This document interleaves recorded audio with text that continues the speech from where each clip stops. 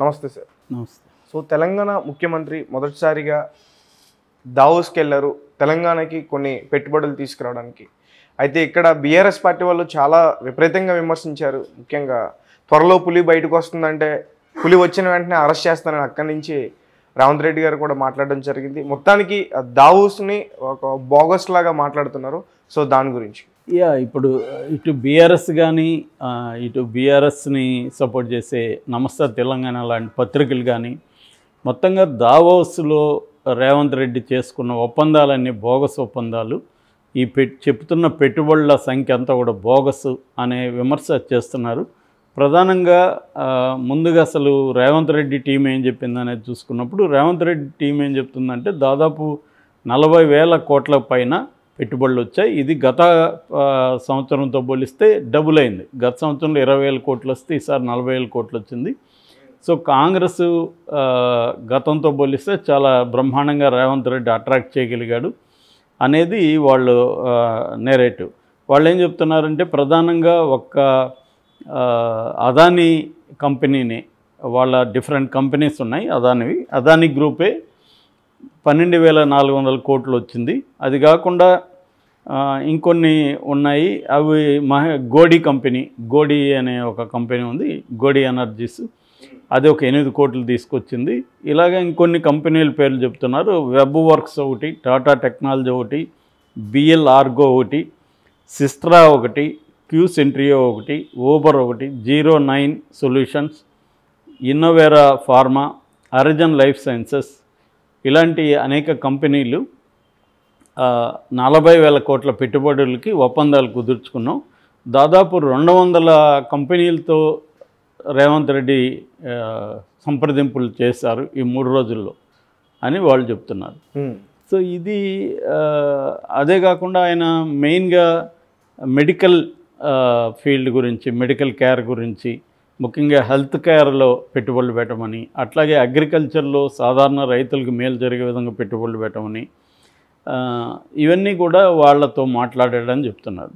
అంటే వీళ్ళు చెప్పేది ఏంటంటే అసలు 200 మందితో 3 రోజుల్లో సమావేశాలు ఎలా సాధ్యమైంది, ఇవన్నీ కూడా బోగసే. సో ఒక అదాని పెట్టుబడులు తప్ప ఇంకేమీ కనబడలేదు అని వీళ్ళ ప్రతినిధి మన్నే క్రిశాంక్ అనే ఒక ఆయన బీఆర్ఎస్ ప్రతినిధి, ఆయన చాలా డీటెయిల్గా తీసుకొచ్చి మీడియా ముందు ప్రవేశపెట్టాడు ఆ డాక్యుమెంట్స్.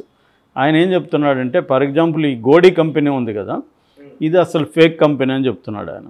ఇదేమంటే మహేష్ గోడి అనే వ్యక్తి వెస్ట్ గోదావరి జిల్లా కొవ్వూరు మండలం చెందిన వ్యక్తి. అతను వచ్చి 2020లో మహేశ్వరంలో గోడి ఇండియా అనే ఒక కంపెనీ పెట్టాడు. ఆ కంపెనీ 1.7 1,70,00,000 క్యాపిటల్ అని చెప్పారు. దాని తర్వాత 30% వాళ్ళు ఫ్రైడ్ ఇండియాకి అమ్మేశారు. దాని తర్వాత 50 కోట్లకు అమ్మేశారు. ఐసిఐసి దగ్గర 1 కోటి రూపాయలు అప్పు తీసుకున్నారు. వేరే వాళ్ళ దగ్గర ఒక 5.5 కోట్లు అప్పు తీసుకున్నారు. మొత్తంగా వాళ్ళే డిక్లేర్ చేశారు వాళ్ళ కంపెనీలో 27,77,000 అప్పు ఉందని. సో ఒక అప్పులో ఉన్న గోడి ఇండియా కంపెనీ, మూలధనమే లేని గోడి ఇండియా కంపెనీ 8,000 కోట్లు పెట్టుబడులు ఎక్కడి నుంచి తీసుకొచ్చి పెడుతుంది అనేది వీళ్ళ ప్రశ్న. ఓకే. సో అట్లాగే మిగతావి కూడా ఇట్లాగే ఉన్నాయి. జేఎస్డబ్ల్యూ ఫర్ ఎగ్జాంపుల్, జేఎస్డబ్ల్యూ అనే కంపెనీ 9,000 కోట్లు పెట్టుబడి పెట్టిందని రేవంత్ రెడ్డి వాళ్ళు చెప్తున్నారు. యాక్చువల్గా జేఎస్డబ్ల్యూ అనే కంపెనీ కొత్త ఒప్పందం కాదు ఇది. లాస్ట్ ప్రభుత్వం ఉన్నప్పుడే బీఆర్ఎస్ ప్రభుత్వంతోనే ఈ జేఎస్డబ్ల్యూ ఒప్పందం జరిగింది. ఆ ఒప్పందంలో భాగంగానే 9,000 కోట్లు దాన్ని కూడా వీళ్ళు కలిపేశారు. సో ఈ 9,000 కోట్లు 8,000 కోట్లు క్లియర్గా బోగస్. అట్లాగే మిగతా కంపెనీలు కూడా వీళ్ళు చెప్తున్నది ఏది కూడా జరగదు. ఓన్లీ జనాలను మోసం చేయడానికి ఇలాగా ఒక నెరేటివ్ తీసుకొని 40,000 కోట్లు తెచ్చాడు, గతంతో పోలిస్తే ఎక్కువ డబుల్ పెట్టుబడులు తెచ్చాడు అనే ఒక ఇది చేస్తున్నారు. దావోస్కి వెళ్ళినా కూడా రేవంత్ రెడ్డి రాజకీయాలు మానకుండా మాట్లాడితే అక్కడ మా కాంగ్రెస్ అంటున్నాడు. అక్కడ వెళ్ళి మా తెలంగాణ ప్రభుత్వం, మా తెలంగాణని మాట్లాడాల్సింది పోయి మా కాంగ్రెస్ అని ఇక్కడ కేటీఆర్ డూప్లికేటు, తాను ఒరిజినల్ అని ఇలాంటి భాష అక్కడ మాట్లాడి మన పరువు తీశాడు, తెలంగాణ పరువు అక్కడ పోయి తీశాడు. అట్లాగే ఆయనకి ఏమీ లాంగ్వేజీ రాదు, కంటెంట్ కూడా ప్రిపేర్ అయిపోలేదు.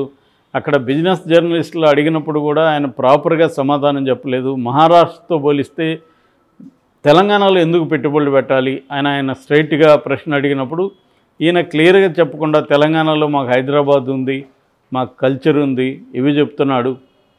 తెలంగాణలో మీకు హైదరాబాద్ ఉంటే మహారాష్ట్రలో ముంబై ఉంది, ఇంకొక రాష్ట్రంలో చెన్నై ఉంది, ఇంకొక రాష్ట్రంలో బెంగళూరు. ప్రతి రాష్ట్రానికి ఒక సిటీ ఉంటుంది. అది కాదు కదా, నువ్వు ప్రత్యేకంగా ఒక పెట్టుబడిని ఆకర్షించడానికి నీ ప్లాన్ ఏంటి అనేది ఆ జర్నలిస్టు అడుగుతుంటే అది వదిలేసి మాకు కల్చర్ ఉంది, మాకు రింగ్ రోడ్డు ఉంది, మాకు హైదరాబాద్ ఉంది ఈ భాష మాట్లాడుతున్నాడు. పోనీ నీకు సరిగ్గా కమ్యూనికేట్ చేసే శక్తి లేనప్పుడు కమ్యూనికేట్ చేయగలిగిన వాళ్ళ ద్వారా చేయాలి. సో అది చేయకుండా ఆ ఛానల్లో ఇలా మాట్లాడడం ద్వారా విపరీతమైన ట్రోలింగ్ గురయ్యి తెలంగాణ పరువు దావోస్లో తాకట్టు పెట్టినట్టుగా అయిపోయింది అనేది ఇతను ప్రధానంగా చెబుతున్నాడు అనమాట. సో ఇదంతా ఏంటంటే వీళ్ళు వార్ మొదలైందని చెప్పవచ్చు కాంగ్రెస్కి బీఆర్ఎస్కి. రేవంత్ రెడ్డి ఏమో కాంగ్రెస్ని నేను నిశానీ లేకుండా చేస్తాను లోక్సభలో అని ఒక ప్రతిజ్ఞ నిన్న చేశాడు. అంటే ఇప్పుడు లోక్సభ ఎన్నికలు వస్తున్నాయి కాబట్టి ఈ రెండు పార్టీల మధ్య వారు మొదలైనట్టుగా మనం చెప్పుకోవచ్చు ప్రధానంగా. ఇంకోవైపు ఏమో బీఆర్ఎస్ కాంగ్రెస్ బీజేపీ కుమ్మక్కైన రాష్ట్రంలో అని ఒక నెరేటివ్ని తీసుకొచ్చింది. దానికి ప్రధాన కారణం ఏంటంటే అదానీని తీవ్రంగా వ్యతిరేకిస్తున్నాడు రాహుల్ గాంధీ. ఎక్కడ పోయినా అదానీ అవినీతి పెట్టుబడులు, అదానీ మోడీ ఇద్దరు ఒకటే అనే ఒక నెరేటివ్ తీసుకొస్తున్నాడు రాహుల్ గాంధీ. ఆ వీడియోలంతా కూడా ఇప్పుడు వీళ్ళు బయట పెట్టారు. అట్లాగే ఎన్నికలకు ముందు రేవంత్ రెడ్డి కూడా దాదాపు 13 లక్షల కోట్ల అవినీతి సొమ్ము అదాని దగ్గర ఉంది, అదంతా మోడీకి బీజేపీకే వెళ్తుందని రేవంత్ రెడ్డి కూడా మాట్లాడాడు. మరి అట్లాంటి అవినీతి సొమ్ము పెట్టుబడులు ఇక్కడ పెట్టడానికి ఎందుకు ఒప్పందం చేసుకున్నారు? ఒక పక్క రాహుల్ ఏమో ఢిల్లీలో అదానీ మీద వ్యతిరేకంగా మాట్లాడతాడు, నువ్వేమో ఇక్కడ పెట్టుబడులు పెట్టుకుంటున్నావు. సో అదానీ బీజేపీ వ్యక్తి అయినప్పుడు బీజేపీ వ్యక్తి అయిన అదానికి ఎలాగా మీరు చేశారు? గతంలో కేసీఆర్ అదానీ పెట్టుబడుల్ని ఆపాడు, సింగరేణిని కొనకుండా ఆపాడు, విద్యుత్ రంగంలోకి రానియకుండా ఆపాడు. ఈ రెండు రంగాల్ని అదాని నుంచి కేసీఆర్ కాపాడాడు. ఇప్పుడేమో రాష్ట్రాన్ని అదానికి తాకట్టు పెడుతున్నారనేది బీఆర్ఎస్ చెబుతున్న మాట.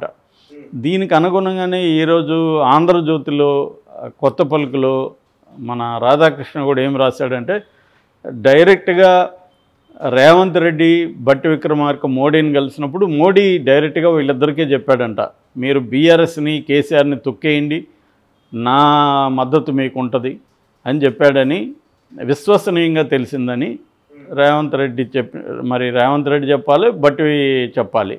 మేబీ రేవంత్ రెడ్డి ఆయన క్లోజ్ ఫ్రెండ్ కాబట్టి చెప్పి కూడా ఉండొచ్చు. సో అది రాశాడు రాధాకృష్ణ. సో అంటే అర్థమేమి, బీజేపీ కాంగ్రెస్ కలిసి బీఆర్ఎస్ని తొక్కేయాలనే ప్లాన్లో ఉన్నట్టుగా రాధాకృష్ణ కూడా రాస్తున్నాడు. అదే విషయాన్ని వీళ్ళు కూడా చెప్తున్నారు బీఆర్ఎస్ వాళ్ళు. అంటే ఇది కొత్త సమీకరణం. మొన్నటి వరకు బీఆర్ఎస్ బీజేపీ ఒకటనే ఒక వాదన వచ్చింది. ఇప్పుడు బీఆర్ఎస్ని తొక్కేయడానికి బీజేపీ కాంగ్రెస్తో కుమ్మక్కు అవుతుంది అనే వాదనని ఇటు రేవంత్ రెడ్డి ఫ్రెండ్ అయిన రాధాకృష్ణ చెప్తున్నాడు, ఇటు బీఆర్ఎస్ నాయకులు కూడా అదే నెరేటివ్ని తీసుకొచ్చారన్నమాట. సో ఈ కాంటెక్స్ట్లో దావోస్ మీద అటాక్ చేస్తున్నారు. ఎందుకంటే దావోస్ నుంచి రేవంత్ రెడ్డి ఇమేజ్ పెంచుకోవడానికి ట్రై చేస్తున్నాడు. అంటే మేము సంక్షేమమే కాకుండా కాంగ్రెస్ అభివృద్ధి వైపు కూడా మేము చాలా సీరియస్గా ఉన్నాము, అభివృద్ధి జరిగితేనే సంక్షేమం కూడా సాధ్యమవుతుందన్న అభిప్రాయం కాంగ్రెస్కి ఉంది, అందుకనే మేము పెట్టుబడుల ఆకర్షణకి అట్మోస్ట్ ఇంపార్టెన్స్ ఇస్తున్నామనేది నెరేటివ్ని వీళ్ళు తీసుకొచ్చారు. దీనికి వ్యతిరేకంగా ఇతను సంక్షేమం అమలు చేయరు కాంగ్రెస్, ఇటు పెట్టుబడులు కూడా బోగస్ పెట్టుబడులను చూపిస్తుంది. దావోస్ ఒక బోగసు, రేవంత్ రెడ్డి ఒక తుస్సు బుస్సు అని వీళ్ళు మాట్లాడుతున్నారు. ఇదంతా కూడా ఇంకా పెరగచ్చు, మనకి ఎన్నికలు వచ్చే కొద్దీ ఇది ఇంకా గతం కంటే కూడా ఈ అటాక్ పెరుగుతుంది. మేబీ బీజేపీ కూడా వీళ్ళు చెప్పిన దాంట్లో కొంత వాస్తవం కూడా ఉండొచ్చు రాధాకృష్ణ చెప్పిన దాంట్లో. ఎందుకంటే లోక్సభ ఎన్నికల్లో వాళ్ళకి బీఆర్ఎస్ని కంప్లీట్గా వాషౌట్ చేయగలిగితే ఆ తర్వాత బీఆర్ఎస్ కోలుకోవడం కష్టమవుతుంది.